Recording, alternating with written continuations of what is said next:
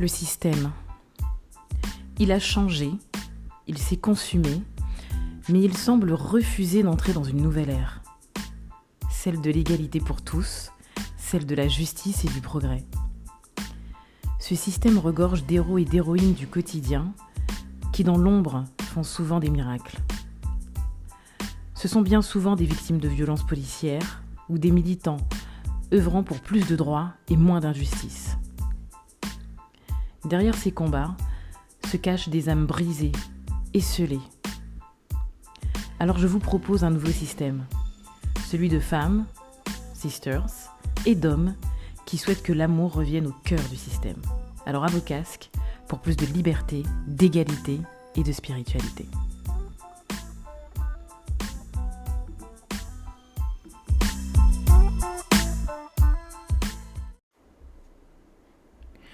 Bonjour à tous et à toutes. Je vous avoue que cette semaine était riche en informations et je ne savais plus où donner de la tête pour cet épisode. J'ai tellement de choses à dire.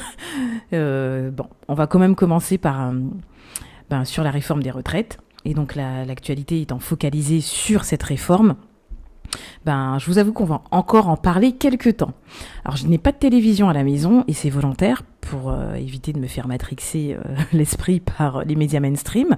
Et vous savez desquels je parle, BFM, CNews, LCI, toujours les mêmes.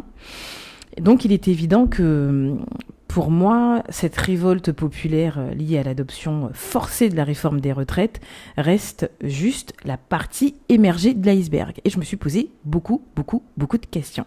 Et parmi ces questions, je me suis demandé si le rapport au travail n'avait-il pas changé. On sait que oui, mais on va développer tout à l'heure. Pourquoi la convergence des luttes avec les étudiants, l'entrée des étudiants dans cette lutte, pourquoi a-t-elle été aussi rapide? Quelle prise de conscience ont-ils eu? Quel a été leur déclic? Et surtout, je me suis posé la question de savoir en quoi les femmes sont-elles encore pénalisées par cette réforme. Alors on active le mode cocooning, on prend un petit café, quelques spéculoos, et c'est parti, magnéto.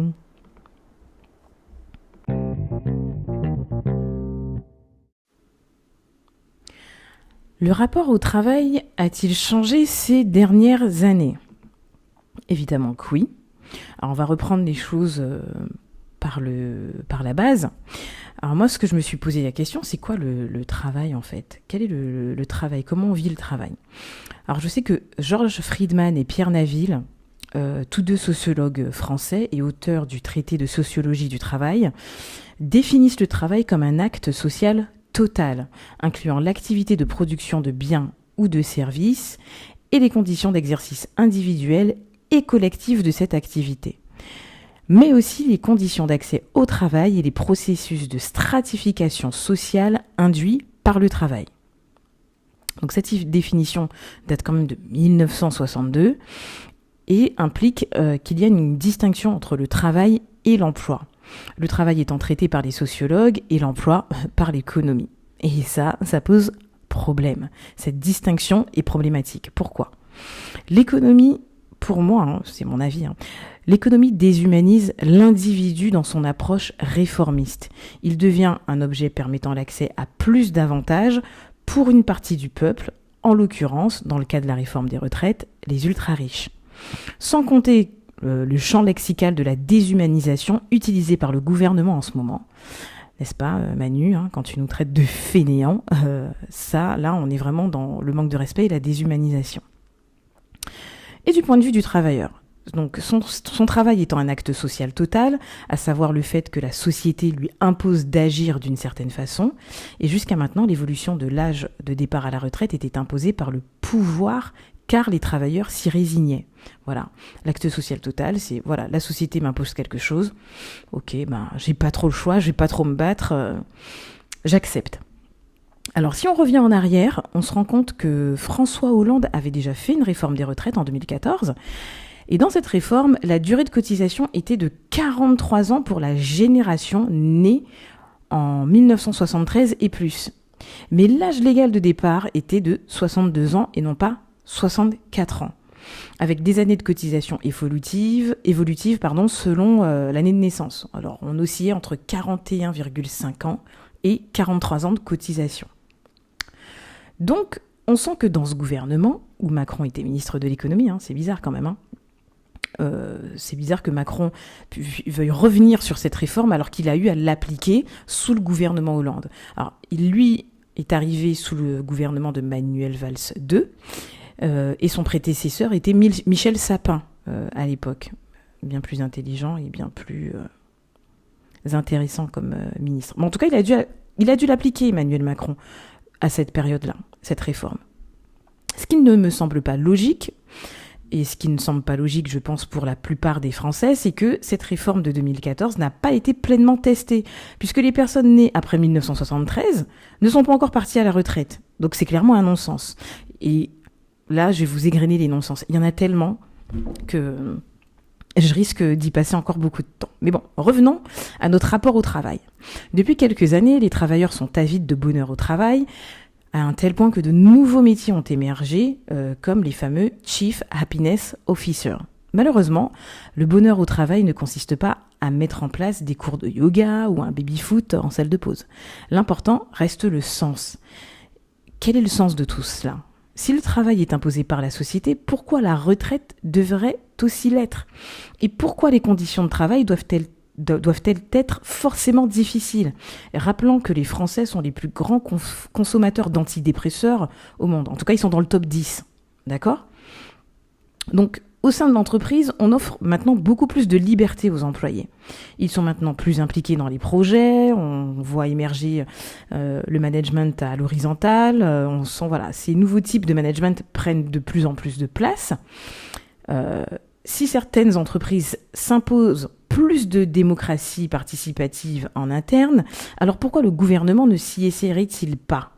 Deuxième non-sens. D'accord ? Nous sommes donc face à deux groupes qui évoluent différemment et surtout à une vitesse différente. Pareil du côté des syndicats. La grève est votée sur la base de vote des membres.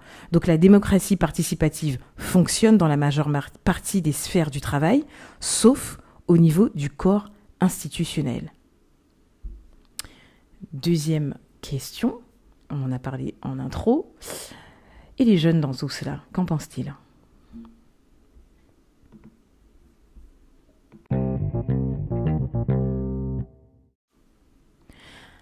Alors, que pensent les jeunes actifs de cette réforme ?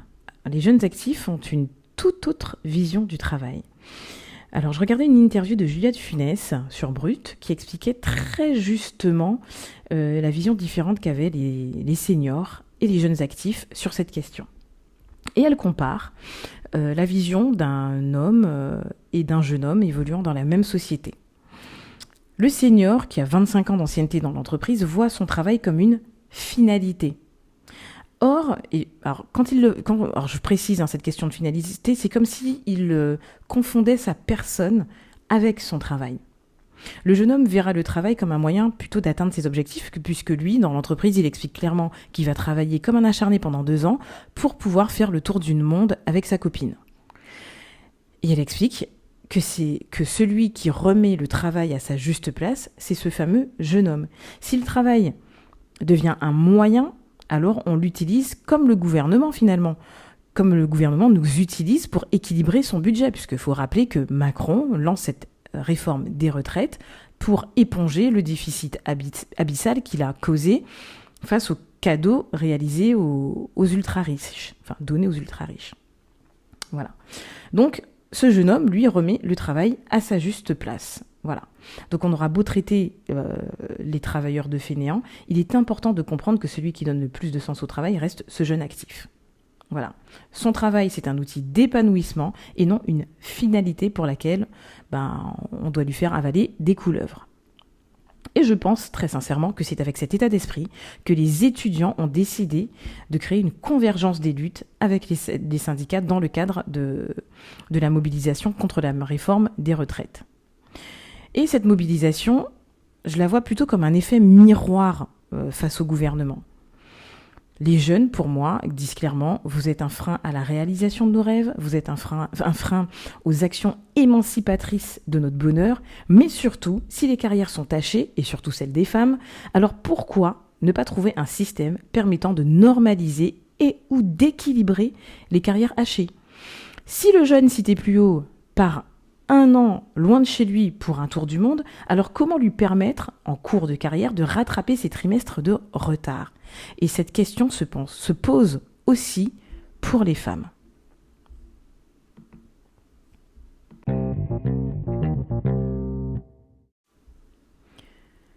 Se pose donc maintenant la question de la voix des femmes. Alors Elisabeth Borne se prend les foudres des députés de l'Assemblée nationale depuis le début de cette réforme. Et surtout, elle se prend des tomahawks, et le premier tomahawk vient de qui? De son propre camp. Franck Riester marque contre son camp, en précisant que l'effort des femmes sera beaucoup plus important et qu'elles seront les grandes perdantes de cette réforme. Et là, on revient encore sur cette question de non-sens de la part du gouvernement.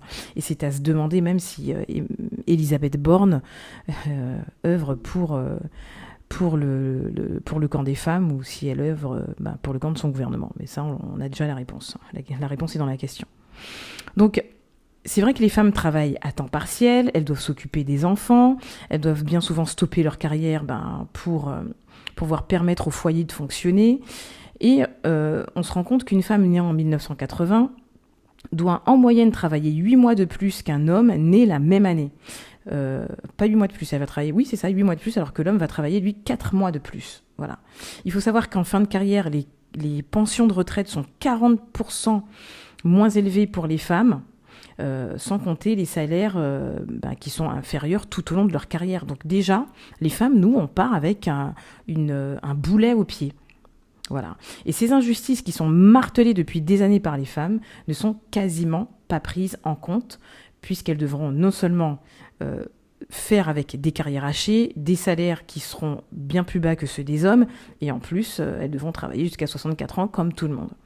Et puis surtout, il ne faut pas qu'elles aillent manifester au risque de se prendre des coups de matraque dans la tête. Voilà. Parce que vous avez vu les images comme moi. Donc, au nom du progrès, Elisabeth Borne tente de nous faire prendre des vessies pour des lanternes, car le report de l'âge légal, c'est l'axe principal de la réforme qui permettra, soi-disant, de faire des économies au pays. Donc, vous comprenez mieux pourquoi je disais plus haut que l'emploi, lorsqu'il est dirigé par l'économie, déshumanise les individus.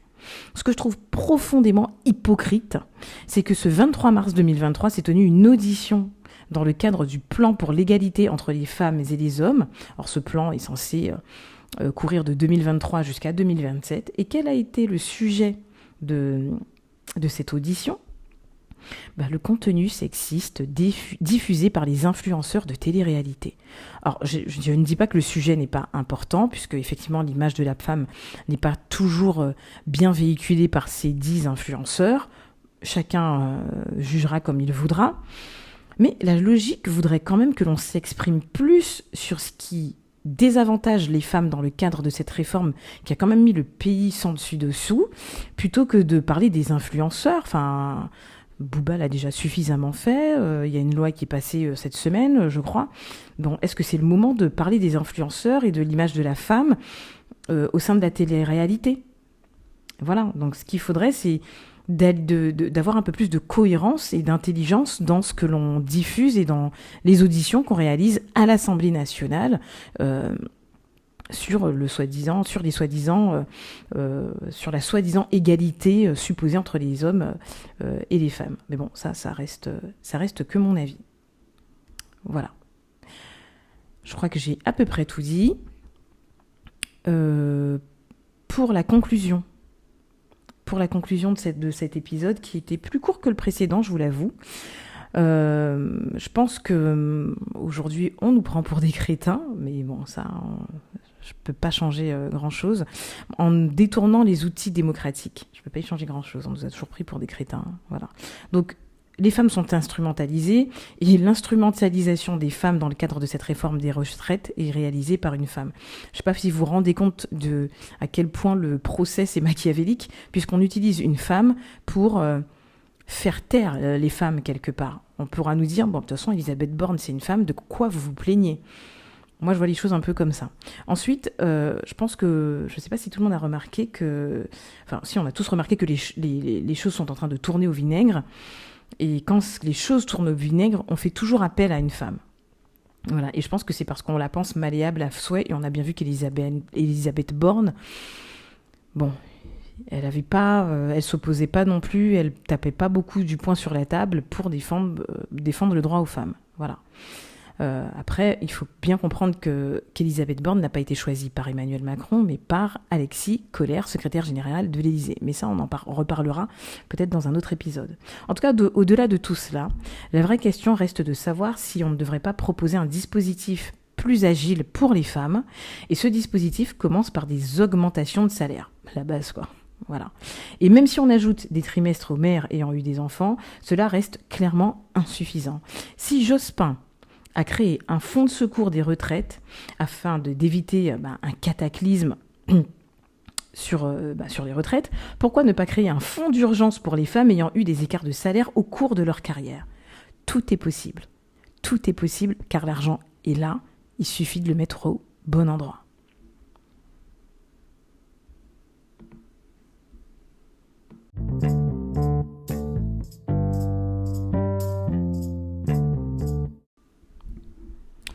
Et tu es encore là, j'avais décidé de t'offrir un petit bonus au cours de cet épisode. Est-ce que tu connais la Bravem ? La Bravem, c'est la brigade de répression de l'action violente motorisée créée en 2019 par Michel Delpech, puis modifiée par Didier Lallemand. Et depuis le début des manifestations, on a pu voir pas mal de vidéos témoigner de la violence de cette brigade, qui pour moi s'apparente clairement en plus à une milice qu'autre chose. Donc afin de faire triompher la vérité et de remettre les choses à leur place, c'est aussi le but de ce podcast, une pétition a été lancée sur le site de l'Assemblée nationale demandant la dissolution de la Bravem. Donc je te mettrai le lien en description de ce podcast et je t'invite à aller signer cette signature, puisque lorsque nous réussirons à atteindre 500 000 signatures, les députés pourront en discuter et en faire un projet de loi afin de dissoudre cet instrument de la répression. Voilà. Alors portez-vous bien, merci pour l'écoute et rendez-vous la semaine prochaine pour un prochain épisode.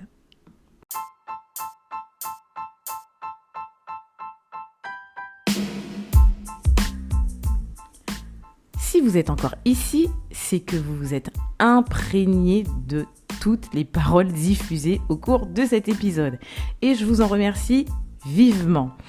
Si vous aussi, vous voulez œuvrer vers un autre monde, alors merci de partager cet épisode à qui voudra l'entendre. Soyons tous des colibris qui répandent les prémices d'un nouveau système. Rendez-vous pour le prochain épisode sur toutes les plateformes de diffusion de podcasts. À bientôt.